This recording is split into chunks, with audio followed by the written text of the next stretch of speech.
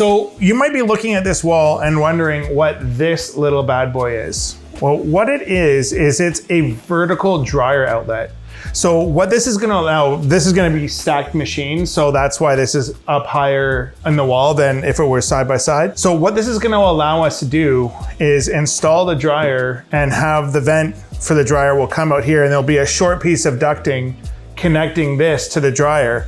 So the major advantage to some sort of unit like this, I call it recessed dryer vent contraption, it allows for the dryer to get pushed almost right back against the wall. If you don't have something like this and you're coming out of the wall like this, you're gonna need to have about 4 or 5 inches of space between the back of your dryer and the wall. Whereas if you have something like this, you can almost push your dryer hard up against the wall. So it's a major space saving item. Obviously the other things here, the water shutoffs, and these come complete with hammer arrest units right on them. So when the washing machine shuts off, we don't get the water hammer feature going on. We've got our rough-in here for hot water recirculation, and for the sink, it's all kind of hidden away though.